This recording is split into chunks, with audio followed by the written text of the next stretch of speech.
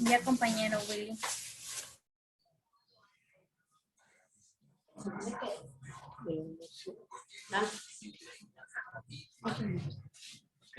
Muy buenas tardes, compañeros. Somos estudiantes de la Universidad Laica Eloy Alfaro de Manabí, extensión en el Carmen.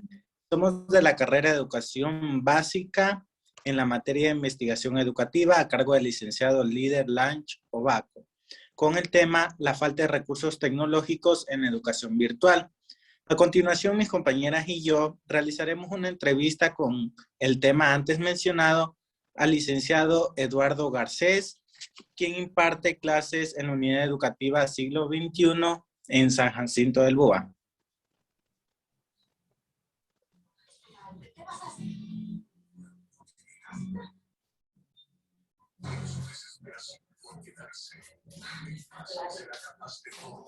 La primera pregunta, ingeniero Garcés, que le tenemos es a usted la siguiente.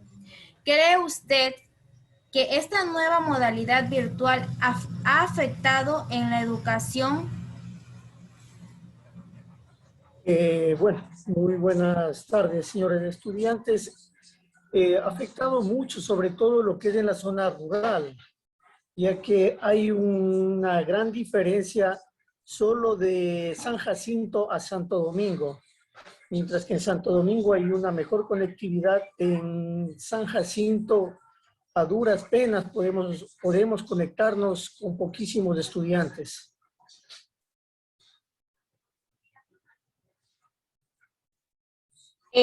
¿Cuál ha sido su experiencia durante este periodo de tiempo con la nueva modalidad virtual? Bueno, primeramente sería que nos tocó actualizar sobre los temas virtuales, porque hay que reconocer, nos cogió de cero. Esta modalidad nos mandó a preparar desde el docente, tanto como al estudiante y al padre de familia, que son los involucrados en este tema. La experiencia sería que por más que tratamos de llegar con el estudiante, no es lo mismo que en presencial y nos toca hacer un esfuerzo para tratar de llegar al estudiante con las materias correspondientes. Ingeniero, ¿cuál sería la mejor modalidad para adquirir e impartir un aprendizaje de calidad y de educación? ¿Presencial o virtual y por qué? Para mi criterio y mi forma de pensar sería el presencial. Uno, porque puedo con el estudiante interactuar directamente, puedo al estudiante sacarlo a la pizarra, hacerlo, y como le digo, hay que ser sinceros en esto. Nos falta más conocimientos a los docentes en la parte virtual. Hemos tenido capacitaciones, pero no han sido suficientes.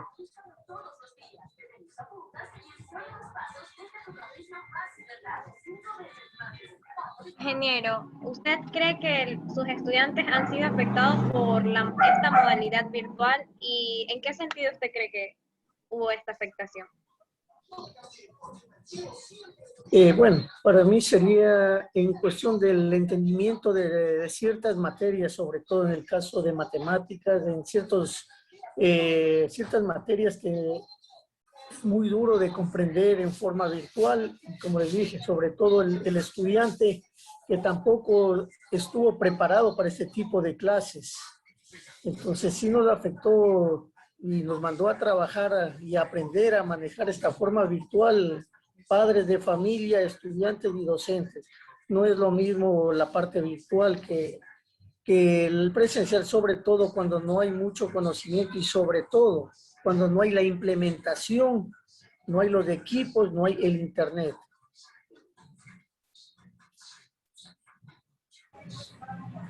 Ingeniero Garcés, ¿cree usted que los recursos tecnológicos favorecen la adquisición de aprendizaje en la modalidad virtual?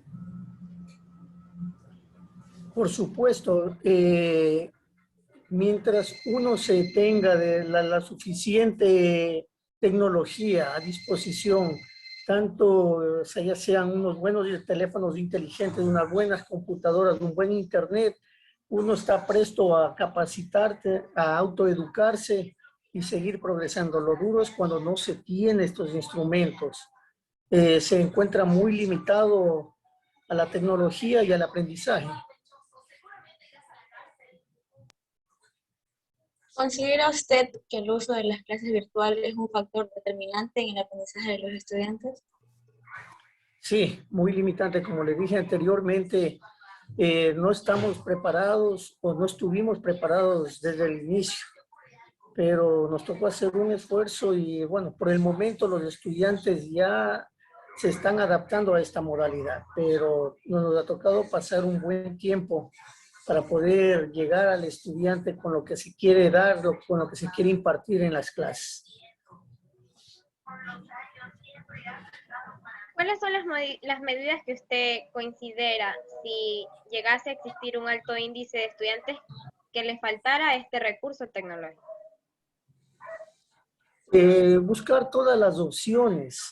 Hay unas clases, las clases virtuales, en el caso mío como experiencia propia, tengo el 97% de estudiantes que no pueden adquirir, no pueden llegar a una plataforma por diferentes motivos, por lo que no tienen dinero, no hay celulares, no hay computadoras, no hay internet y sobre todo en el campo no hay dinero y cuando lo hay, no hay la cobertura. Entonces, las opciones que se ha buscado con tal de llegar a los estudiantes, si no pueden por la plataforma del Zoom, del Team, es buscar por WhatsApp, buscar los medios, cómo tratar de llegar a la mayor cantidad de estudiantes. Ingeniero, ¿piensa usted que el uso de las clases virtuales en el aprendizaje nos hace dependientes de la tecnología y poco flexibles al momento de utilizarla como apoyo en el aula? Bueno, todo es bueno sabiéndolo usar. Entonces, si nosotros nos botamos 100% al aprendizaje, al uso y al abuso, no solo de la parte tecnológica en el estudio, yo creo que es un arma de doble filo. Cuando lo sabemos utilizar, el sistema tecnológico virtual es bueno, pero el problema que estamos teniendo, bueno, que estoy teniendo, es que los estudiantes supuestamente pasan harto tiempo o mucho tiempo en la computadora, pero en la realidad no son en clases. Entonces, la dependencia en la parte científica, en la parte de clases, es bueno siempre y cuando la apliquen. ¿De qué me sirven las clases si el estudiante no se conecta a las clases o se conecta un rato y después o sea, nos damos cuenta que el estudiante lo que ha pasado son en las redes sociales? Entonces, la dependencia depende del uso de la parte tecnológica, del buen uso. Y como última pregunta de esta entrevista, ¿cuál sería la solución para aquellas personas que no cuentan con los recursos tecnológicos necesarios?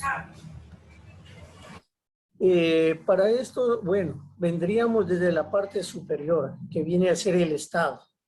El Estado es el ente encargado de proporcionar este tipo de ayudas, tanto la inversión de internet, tanto en la inversión de computadoras, en los GAT provinciales, parroquiales, ayudar con puntos de internet gratuito, otros ser más accesible al internet, lo cual es medio duro, primeramente unas por la cobertura y otras por los costos.